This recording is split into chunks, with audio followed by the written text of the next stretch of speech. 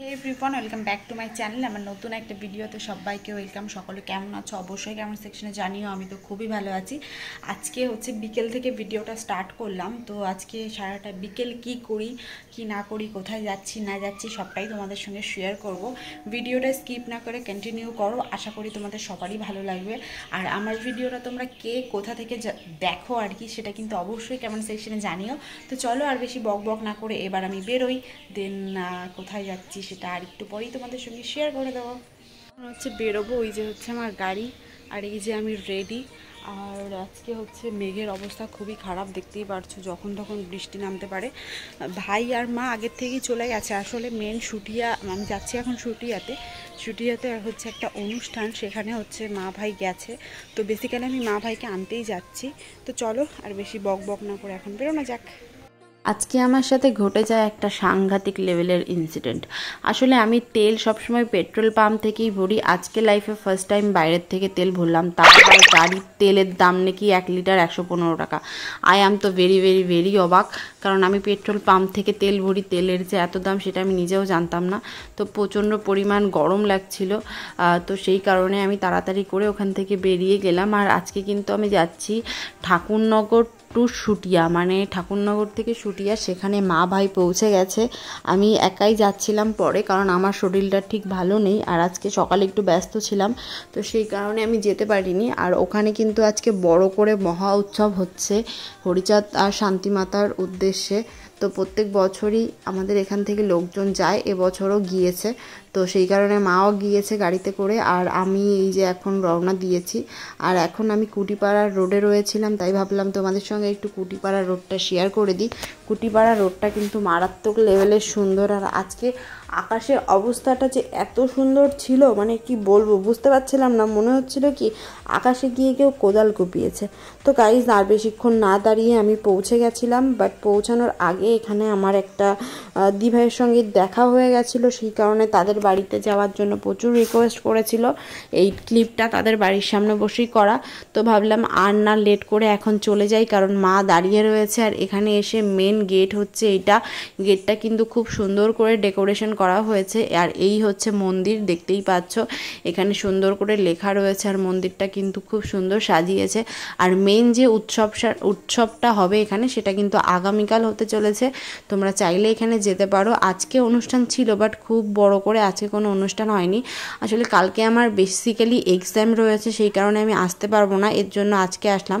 আদৌ আসতে পারবো না 100%-এর মধ্যে 99% শিওর, বাট 1% আছে যদি আসা যায়।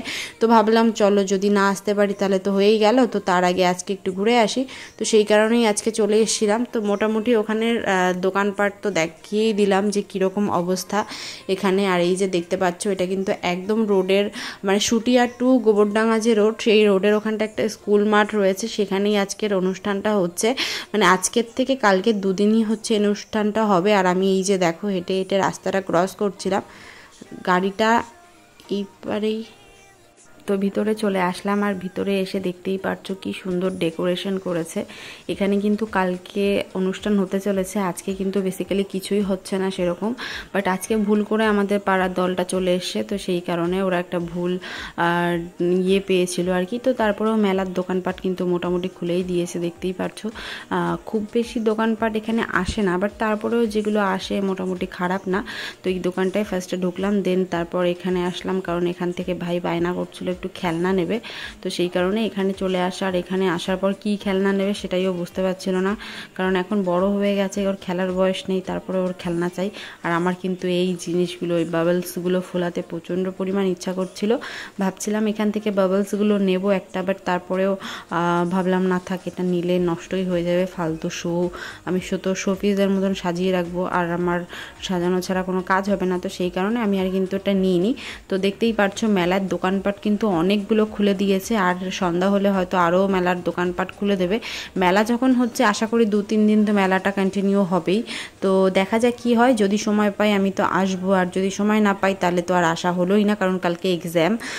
তো দেখতেই পারছো তারপর একটা ফটো ফ্রেমের দোকানে চলে আসলাম। এই দোকানের প্রত্যেকটা কালেকশন এত এত এত সুন্দর, মানে কোনটা রেখে কোন ছবিটা আমি দেখবো জাস্ট বুঝতেই পারছিলাম না। বা হাতের এই ফটোগুলো জাস্ট একটু দেখো, মানে প্রত্যেকটা ফটো জাস্ট অসাধারণ গাইস, মানে কোনো তুলনা হবে না, এত সুন্দর ফটো। আর আমি ভাবছিলাম কোনটা রেখে কোনটা কিনবো, তো ভাবলাম চলো দেখা যাক, যদি একটু দাম কম নেয়। তো দাম তো একদমই কমাচ্ছিল না, যে দাম চেয়েছে ওনাকে সেই দামই দিতে হবে। তো এত দাম দিয়ে কেনা আমার পক্ষে গাইস অসম্ভব। তারপর মেলার মধ্যে এই কিউটি পাইটার সঙ্গে দেখা হলো, কি কিউটি না লাগছে দেখো, পুরো বেবি বেবি। তো এখন পুতুল খেলার বয়স নেই, তারপরেও কি জানি পুতুল দেখলে এতটা পরিমাণ মানে অ্যাট্রাকশন হয় শরীরের মধ্যে, কি বলবো। তারপর আর কি আমরা ওখান থেকে বেরিয়ে চলে আসলাম কুটিপাড়ার রোডের এখানটায়, কারণ এখানে এসে এখানকার একটা ফুচকা কাকু এত সুন্দর ফুচকা বানায় আর কি, তো সেই কারণে এখানে দাঁড়িয়ে পড়েছে। আর এখন কিন্তু ফুচকা খেতে চলেছি আমরা। তো তোমরা দেখে নাও কুটিপাড়ার এই দোকানের ফুচকাটা, যদি কখনো তোমরা কুটিপাড়ায় আসো অবশ্যই এই দোকান থেকে একবার হলেও ফুচকাটা খেও, কারণ এই দোকানের ফুচকাটা জাস্ট অমাইক বানায় গাইজ, মানে অসাধারণ আর কি। তো কুটিপাড়ার ওখান থেকে বেরিয়ে আমরা এবার যাচ্ছি বাড়ির দিকে। আর আমার না ফুচকাটা খেয়ে ঠিকঠাক মন ভরেনি, সেই জন্য মনে হচ্ছিল যদি একটু এগরোল বা চাউমিন খেতে পারি তো ভালো হয়। তো সেই আশায় ভাইকে বলেছিলাম, ভাই ক্যামেরাটা একটু ধরে দে, আমি একটুখানি গাড়িটা চালাই, সুন্দর করে চারিপাশে আমার গাইজদের দেখাবি সুন্দর করে একটুখানি। তো দেখো সুন্দর করে ক্যামেরা ধরতে বলেছি, এত সুন্দর ধরেছে আমার ভাই ক্যামেরা, জাস্ট অমাইক, মানে আমি বুঝতে পারি না ও এত সুন্দর ক্যামেরাম্যান, কি সুন্দর ক্যামেরা করে দিয়েছে, অমাইক অমাইক। তো যাই হোক, যেমন ভাবনা তেমন কাজ। এখানে কিন্তু আমি পেয়ে গেছি একটা রেস্টুরেন্ট, ফার্স্ট টাইম ঢুকলাম এখানে। তো এত খাবারের পোস্টার দেখে আমার তো জাস্ট জিভে জল চলে আসছিল। তো ভাবলাম চলো একটা সিট নিয়ে বসি, গরমের মধ্যে বেশি কিছু খাবো না, হালকা পাতলা একটা কিছু অর্ডার দেবো, দেন বাড়ির দিকে যাব। তো সেই চিন্তাভাবনা নিয়েই কিন্তু আমি রেস্টুরেন্টটায় ঢুকলাম। আর রেস্টুরেন্টের এখানে এত সুন্দর ব্যাকগ্রাউন্ড, মানে অসাধারণ ব্যাকগ্রাউন্ড। এখানে এসে কি সুন্দর আমি রিলস বানিয়েছি, সেই রিলসগুলো আমার হচ্ছে ইনস্টাগ্রাম অ্যাকাউন্ট রত্না মণ্ডল, সেখানে কিন্তু তোমরা পেয়ে যাবে। তো সেখানে গিয়ে জাস্ট একটু চেক আউট করো, এত সুন্দর লাগছিল। আর উপরের ব্যাকগ্রাউন্ডটার তো জাস্ট কোনো কথাই হবে না, দেখো কি সুন্দর পেন্টিং করেছে। আমি তো জাস্ট অমাইক হয়ে যাচ্ছিলাম এখানে বসেই, যে আজকে এখানে বসেই আমি সারাটা দিন ভিডিও করব। তো বাইরে সবে সবে সন্ধ্যা হচ্ছিল, আর সন্ধ্যার সময় আমার একটু বেশি পরিমাণে খিদে লাগে, তো যে কারণে এখানে দাঁড়ানো। তো ফার্স্টেই দেখো একটা চিকেন লালিপপ নিয়ে নিয়েছিলাম। তো লালিপপটা খাওয়া অতটা, মানে লালিপপটা ভালো করেনি। দেন আমরা অর্ডার দিয়েছিলাম একটা এগরোল। তো এগরোলটা দেখতে পাচ্ছ কি সুন্দর। তো আজকে সারাটা দিন কি করলাম পুরোটাই তোমাদের সঙ্গে শেয়ার করেছি। পুরো ভিডিওটা কেমন লাগলো অবশ্যই জানিয়ে যেতে ভুলো না। ভালো লাগলে একটা লাইক করো, কমেন্ট করো, শেয়ার করো। চ্যানেলে নতুন হলে চ্যানেলটা সাবস্ক্রাইব করে দিও। টাটা।